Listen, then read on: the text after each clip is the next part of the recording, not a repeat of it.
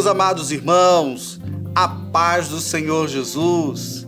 Sejam muito bem-vindos a mais uma edição EBD Online, a EBD bem pertinho de você. Estamos para comentar a lição de número 1 de adultos, a lição que neste trimestre, o quarto trimestre de 2022, vai trazer o livro de Ezequiel, com o tema A Justiça Divina, a preparação do povo de Deus para os últimos dias no livro de Ezequiel. E na lição de número 1, temos a responsabilidade de comentar Ezequiel, o atalaia de Deus. Para essa lição, nós dividiremos em 4 blocos, para poder ter uma compreensão maior e melhor dessa lição que nos é proposta. Para esse trimestre, e para a lição de 2 de outubro de 2022, nós temos Ezequiel, o atalaia de Deus, como verdade prática. Além de guardar e cuidar, a missão do atalaia é anunciar tanto o julgamento divino como as boas novas. Texto áureo da lição, que se encontra em 1 Coríntios, capítulo 9, versículo de número 16, diz assim: porque se anuncio o evangelho, não tenho de que me gloriar, pois me é imposta essa obrigação, e ai de mim se não anunciar o evangelho. Então, lição esta maravilhosa e que nós vamos trilhar neste livro de Ezequiel. O comentarista dessa lição é o nosso pastor Ezequias Soares, muito conhecido da nossa igreja, e para os irmãos daqui de Abreu Lima, Pernambuco, o conhecem muito bem, ele que foi nosso conterrâneo.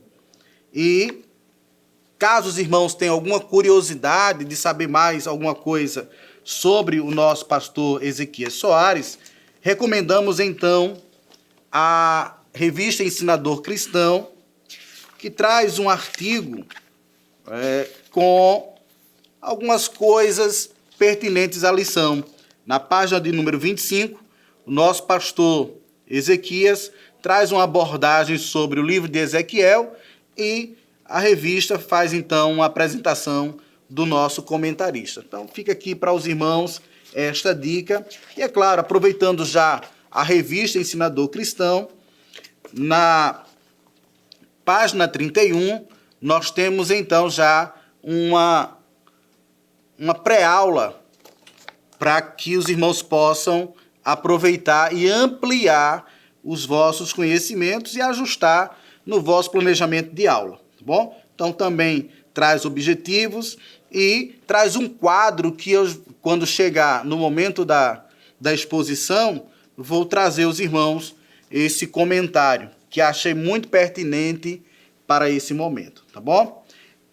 No momento, para essa aula, eu me encontro com a Bíblia de Estudo Pentecostal e uma Bíblia de Estudo Cronológico, aplicação pessoal. É claro que cada professor tem o seu material de estudo para estudar e, é claro, expor depois as vossas compreensões, tá bom? Então, além disso, temos o livro de apoio da lição, que nos traz um plus, algo a mais aí dentro desse conhecimento da lição de número 1, Ezequiel, o atalaia de Deus. Então eu recomendo aos irmãos que sempre tenham à mão alguns materiais para trazer para o seu aluno algo a mais do que está na lição propriamente dita. É claro que se reproduzirmos a lição como ela está, teremos um ganho enorme, mas se nós formos mais além, este ganho será muito melhor. Não é? Até porque muitos dos nossos alunos já fazem a leitura dessa lição em casa e cabe a nós, professores, fazermos então o tira-dúvidas, o dirimir dúvidas, tá bom? Para essa lição, nós temos como objetivos, então tomem nota, apresentar a estrutura do livro de Ezequiel, identificar o livro de Ezequiel, explicar a expressão atalaia e conscientizar a respeito da responsabilidade individual. Cada objetivo aqui específico está associado a um tópico da lição. E por isso que a gente vai dividir essa exposição em 4 blocos. Feito isso, meus queridos irmãos, a gente tem aqui na introdução dessa lição que as 13 lições, elas vão abordar o livro de Ezequiel. É bem verdade que não temos como abordar capítulo por capítulo. Se os irmãos já prestarem atenção, nós vamos começar a nossa leitura bíblica em classe em Ezequiel, capítulo de número 3, versículos 16 a 21 e 27. Não temos como abordar em 13 lições todos os capítulos. E aí, nesse primeiro tópico sobre o livro de Ezequiel, é interessante que os irmãos já tenham lido capítulo 1, capítulo 2, para fazer uma síntese daquilo que nós vamos expor. Assim fazendo, a gente retorna agora para a revista Ensinador Cristão, que traz justamente essa dica, traz um quadro para que os irmãos possam reproduzir aí num quadro, uma lousa, ou quem tiver, data show ou algo parecido, tá bom? Não tem como reproduzir nesses equipamentos todos, não custa reproduzir numa folhinha de papel, tá bom? Use o material que você tiver. Quem é o autor? Qual a data de sua escrita? Quais os objetivos do livro? Onde foi escrito? Então, essas perguntas associadas, é claro, com as suas respostas. Se alguém, por exemplo, for pegar alguma Bíblia de estudo, ela já vem com algumas colocações. Como eu citei, a Bíblia de estudo pentecostal, ela já vai trazer para a gente algumas situações. Além do esboço do livro, tem as considerações preliminares, tem o propósito do livro, a visão panorâmica, as características especiais e o livro de Ezequiel antes do Novo Testamento. Então a gente tem aí algumas colocações que poderão ser feitas e, é claro, professor, você pode associar nesta lição, cujo primeiro ponto sobre o livro de Ezequiel vai ser dividido em 3 partes. A primeira, a parte das profecias que foram entregues ao profeta, e aqui é bem claro sobre antes da destruição da cidade de Jerusalém, do templo. Na segunda parte, depois do pronunciamento de juízo contra Judá e Israel, e na terceira parte começa a notícia da queda de Jerusalém. Então a gente já tem aí 3 partes nesse primeiro tópico. Se você tiver acesso à Bíblia cronológica, ela já vai situar isso, não só o ministério de Ezequiel, e associar também, porque é escrito aqui no momento em que Ezequiel está exilado na Babilônia, mas outros servos de Deus também. Então os irmãos lembram que outros personagens bíblicos estiveram exilados. E justamente nessa visão de Ezequiel no capítulo 1, nós vamos ter algumas situações em que Ezequiel, paralelamente, está com outros companheiros. E se os irmãos tiverem a possibilidade de adquirir este material, vão encontrar também Jeremias profetizando no capítulo de número 27. Tá? Então a gente tem essas possibilidades aqui para trabalhar. Se você puder, faça uso das 7 características especiais do auxílio teológico que é colocado aí para você, tá bom? Então, nesse primeiro momento, da visão aí dos querubins, da vocação de Ezequiel, da visão do livro, eu entendo que é necessário nós comentarmos. Eu só peço cautela, porque às vezes em 1 hora de exposição não é tempo suficiente. Mas eu espero, professor, que você possa, nesse primeiro tópico, trazer essa abordagem do livro de Ezequiel, da sua escrita e seu propósito, para ficar bem claro para o nosso aluno. No próximo bloco, nós vamos comentar no segundo tópico sobre o profeta Ezequiel. Muito bem, meus irmãos, voltando ao nosso segundo bloco, vamos tratar sobre o profeta Ezequiel. E aí a nossa lição, ela já nos diz que nós não temos muitas informações sobre o profeta Ezequiel, salvo aquilo que o próprio livro já nos informa, né? E aí no tópico 2, sobre o profeta, o comentarista ele divide em 2 subtópicos: identidade e procedência. Isso é bastante importante para aqueles que estão estudando personagens bíblicos. Isso porque é necessário termos a identificação de alguém. Há algum tempo atrás, quando nós trabalhamos aí a identificação de personagens bíblicos, ou na lição de adultos sobre a identidade pentecostal, não é? Então eu fiz questão de trabalhar alguns documentos que nos identificam, não é? Então, não só o RG, não só CPF, não só a habilitação, mas muitos documentos que nos identificam. Contudo, há uma divergência de um para o outro sobre aquilo que vai identificar. Mas em todos eles vão apresentar o nome e data de nascimento. Mas aqui no livro de Ezequiel, nós temos então algumas informações que são pertinentes para esse momento, tá? Então, primeira informação é que o seu nome significa fortalecido por Deus.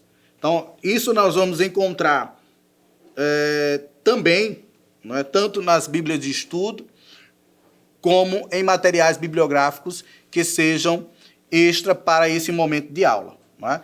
No livro da lição, nós temos então um comentário que amplia, já que na identidade vai se falar que ele viveu entre os exilados da Babilônia e que o seu ministério iniciou ali no cativeiro quando completou 30 anos de idade.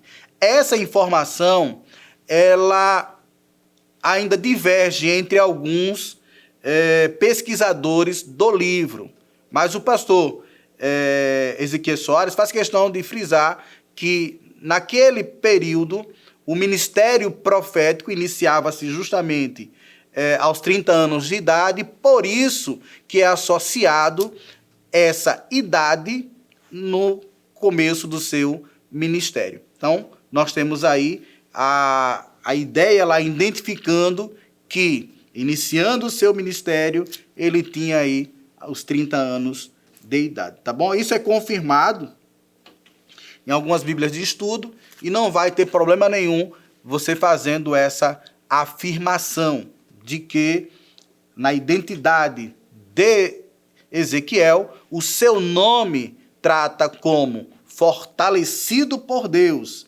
e que este seu livro que leva seu nome, né, aparece aí com 30 anos de idade. Tem também a procedência. Ezequiel era de Jerusalém e pertencia a uma família sacerdotal, filho de Buzi. E aí você vai precisar trazer essa informação, justamente com o seu aluno, já que nós começamos a leitura bíblica em classe no capítulo de número 3, mas trazer essa informação que está no capítulo de número 1. Então, por favor, no capítulo de número 1, nós temos aí: e aconteceu no 30º ano, no 4º mês, no dia 5º do mês, que, estando eu no meio dos cativos, junto ao rio Quebar, se abriram os céus, e eu vi visões de Deus. No 5º dia do mês, no 5º ano do cativeiro do rei Joaquim, veio expressamente a palavra do Senhor a Ezequiel, filho de Buzi, sacerdote na terra dos caldeus, junto ao rio Quebar, e ali esteve sobre ele a mão do Senhor. Graças a Deus, são poucas informações, mas nessas poucas informações encontramos informações importantíssimas. Que informações? Primeiro, Deus chamou. Independente aí, chegou a idade dele, já que era de uma família sacerdotal. Mas independente disso, Deus chama, Deus credencia e faz questão de dizer: estou com você. É justamente aí, no versículo de número 3. E ali esteve sobre ele a mão do Senhor. Então, nessa chamada de Ezequiel, é necessário deixar bem claro aí para os nossos alunos que Deus esteve com ele, que Deus está com você, professor, e que está também com os vossos alunos. Então, nesse segundo tópico, nós temos aí o enfatizar na identidade e na procedência. No próximo bloco, nós vamos trabalhar sobre o atalaia propriamente dito. Que bom, meus irmãos! Voltamos aí ao terceiro bloco de nossa lição. Este bloco que temos aí o compromisso de comentar sobre o atalaia. Tá? É bastante pertinente para esse momento comentar os subtópicos, já que o nosso comentarista ele divide sobre o atalaia em atalaia propriamente dito, o fim dos 7 dias, a expressão filho do homem e o atalaia sobre a casa de Israel. Eu pediria para você, professor, que antes de entrar no terceiro tópico propriamente dito, trazer algumas informações do capítulo de número 2 do livro de Ezequiel. Nesse capítulo de número 2, você poderia focar na atmosfera da época, as circunstâncias. Né? Ezequiel e o seu povo são levados cativos para a Babilônia. Se já fez um primeiro tópico, ótimo. Os hebreus se tornam estrangeiros em terra estranha. Poderia também focar na mensagem principal, por causa dos pecados do povo, e a permissão de Deus deixar que uma nação subjugasse Israel. Trazer a importância dessa mensagem, que Deus nunca se esquece daqueles que procuram obedecê-lo. E, por fim, comentar sobre os profetas contemporâneos. Tá? Então, aqui eu tenho Daniel, Abacuque, Jeremias, que estiveram aí nesse período na Babilônia. Tá bom? E trazendo, então, essas informações, chegaríamos, então, na necessidade de comentar sobre o atalaia.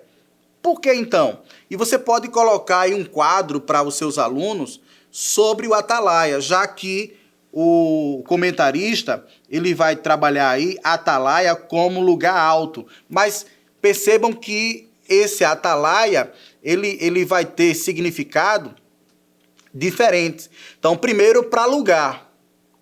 O lugar do atalaia, a torre de atalaia, a torre de vigia. Mas tem também atalaia como função. Então, alguém está de atalaia, alguém está em atenção, alguém está de vigilância, de prontidão. E terceiro, a pessoa propriamente dita, o atalaia de Deus. Você é um atalaia de Deus. E aí, como tenho a mesma palavra para 3 significados, é interessante que você construa com o seu aluno uma tabela ou um infográfico e mostre para ele a diferença, então, no significado da palavra, mas que, em si, vai estar aí trabalhando nesse terceiro capítulo do livro de Ezequiel, o que é o atalaia. Então, o atalaia diz aqui a função descrita lá em 2 Samuel, capítulo 18 a 27, e em 2 Reis, 9, 17 a 20. Então, esses textos poderão colocar em tela e o próprio aluno fazer a construção do que é ser um atalaia. Tá? E aí nós temos também que essas atividades são empregadas no Antigo Testamento aos profetas de maneira metafórica. Trazer para o aluno, os nossos alunos, muitos já são acadêmicos, então compreendem o que é metafórico, mas outros não. Então é necessário que você explique aí direitinho o que é uma metáfora. Então, no sentido metafórico, por causa da responsabilidade da sentinela militar e do profeta avisar sobre o perigo. Então, muitas cidades, quando edificadas, elas eram edificadas dentro de grandes muros. E havia necessidade, sobre os muros, de colocar alguém de prontidão. Mas é interessante que a gente coloca aqui no singular atalaia. Só que o rei, quando edificava uma cidade e colocava pessoas para estarem vigiando, chamavam-lhe de atalaias. E a gente não tem aqui a clareza dos turnos, do revezamento, de quem começava de dia, quem cobria a noite, como era a folga. O que importa saber aqui é que os reis estabeleciam pessoas que ficavam de prontidão para avistar qualquer perigo e avisar ao rei.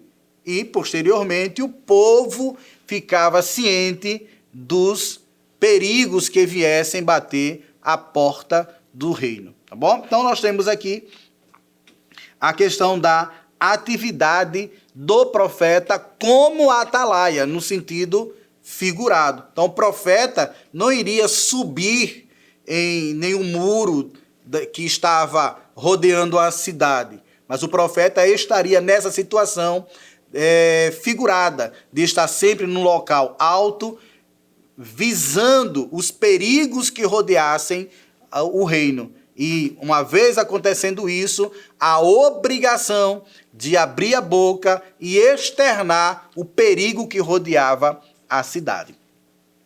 Olha aqui, ó, o fim dos 7 dias, no versículo de número 16, que os irmãos leram. Então, e sucedeu que ao fim de 7 dias veio a palavra do Senhor a mim dizendo: Filho do homem, eu te dei por atalaia sobre a casa de Israel, e tu da minha boca ouvirás as palavras e avisarás da minha parte. Compromisso aí do atalaia, de ouvir o que de Deus é ministrado para ele e ele fazer o repasse. E tem mais, falar aquilo que Deus determinou. Ouve, fala. E atalaia tem que ter boa visão. Então, trabalha aí com os seus alunos os órgãos do sentido. Uma atalaia de Deus. Ele vê bem, ele ouve bem e fala bem. Porque aquilo que Deus manda é aquilo que ele vai reproduzir. Por fim, nós temos aqui a expressão filho do homem e o atalaia sobre a casa de Israel.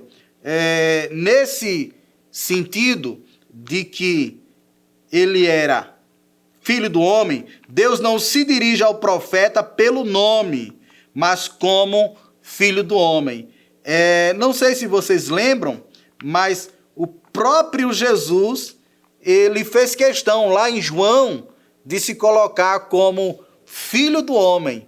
E vocês podem fazer essa associação. O comentarista, ele cita até Romanos capítulo 1, versículo de 1 a 4, quando fala que o título vem acompanhado de artigo, pois Jesus é o Filho de Deus e ao mesmo tempo Filho do homem. Então vocês podem fazer essa associação. No quarto bloco, nós vamos trazer a aplicação, então, do atalaia nos dias da igreja. Queridos irmãos, sejam bem-vindos ao quarto e último bloco desta lição. Lição, aqueles que chegaram agora, a justiça divina. Nós estamos estudando o livro de Ezequiel, primeira lição do quarto trimestre, e vamos abordar agora sobre a responsabilidade. Então, falamos aí sobre o profeta, falamos sobre a sua identificação como atalaia, falamos também sobre o livro de Ezequiel, mas agora vamos tratar sobre a responsabilidade. Não adianta estudarmos o livro de Ezequiel e ficarmos com esse contexto apenas de histórico. É necessário trazer a aplicação, a aplicabilidade de sua palavra. E para isso, o nosso comentarista ele divide em 3 subtópicos. O primeiro, a responsabilidade do cristão. Segundo, a responsabilidade do ímpio. Terceiro, a extensão da nossa responsabilidade. Então, perceberam que o quarto tópico fala de responsabilidade e essa responsabilidade recai sobre nós. Tá? Ouvimos várias vezes sobre a ideia de que se alguém se perder, morrer sem aceitar Jesus e nós não anunciarmos, o seu sangue será requerido de nós. É interessante que está escrito, nós vamos trabalhar sobre isso, mas lembrem-se que salvação ela é individual. Cada um dará conta de si mesmo. Mas isso não tira a responsabilidade que cada um de nós temos de anunciar o Evangelho de Jesus, as boas novas. Tá? E é aqui justamente em Ezequiel também é trazido essa importância de se anunciar as boas novas. No primeiro subtópico fala da responsabilidade do cristão. E aqui o comentarista fala de duas. São duas responsabilidades principais do cristão. Anunciar o evangelho ao pecador e se cuidar para permanecer em Cristo até o fim. E aqui é interessante, porque quando a gente fala do evangelho, do anunciar do evangelho, ele tem 3 aspectos. Normalmente, algumas pessoas pensam apenas que anunciar o evangelho é anunciar Jesus àqueles que ainda não conhecem. Mas nós temos 3 aspectos. O primeiro é, de fato, anunciar Jesus a quem não conhece. Mas o segundo é anunciar Jesus a quem já conheceu e deixou para lá. Quem se desviou do caminho, quem parou na caminhada. Mas o terceiro, e não menos importante, já que anunciamos Jesus a quem não conhecia, anunciamos Jesus a quem um dia conheceu e deixou.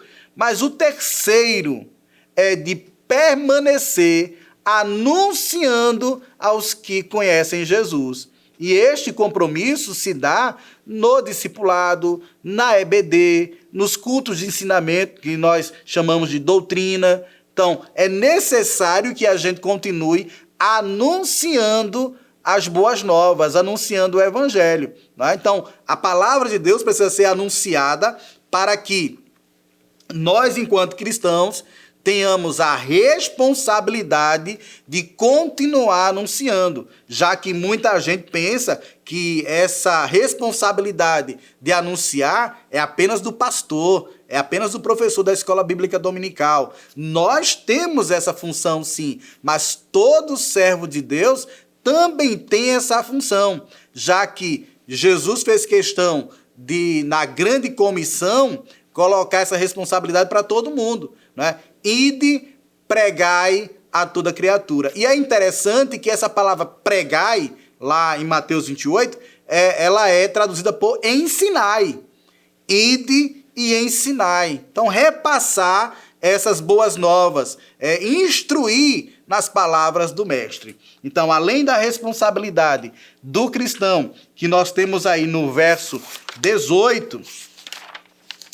Quando eu disser ao ímpio, certamente morrerás, não avisando tu, não falando para o avisar o ímpio acerca do seu caminho, para salvar a sua vida, aquele ímpio morrerá na sua maldade, mas o sangue da tua mão o requererei. Então Deus nos responsabiliza por aquele que morrer sem receber o anúncio, mas avisando o ímpio, e ele se converter, e se ele não se converter da sua impiedade e do seu caminho ímpio, ele morrerá na sua maldade, mas tu livraste a tua alma daquele requerer de Deus. Não é? E aqui a gente tem a responsabilidade do ímpio. Ele recebe a mensagem, mas ele tem 2 caminhos a seguir. Então não adianta a gente ficar forçando, vem. Cabe a ele decidir. E quem é que vai convencê-lo? O Santo Espírito de Deus. Embora Paulo até utilize da expressão, mas nós pregamos não com palavras persuasivas, já que havia gente que pregava com palavras persuasivas, de convencimento. Nós falamos na ousadia do poder do Santo Espírito. E cabe a ele fazer o convencimento.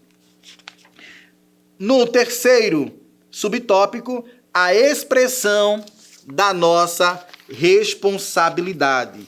Quando o justo se desvia, precisa igualmente ser alertado.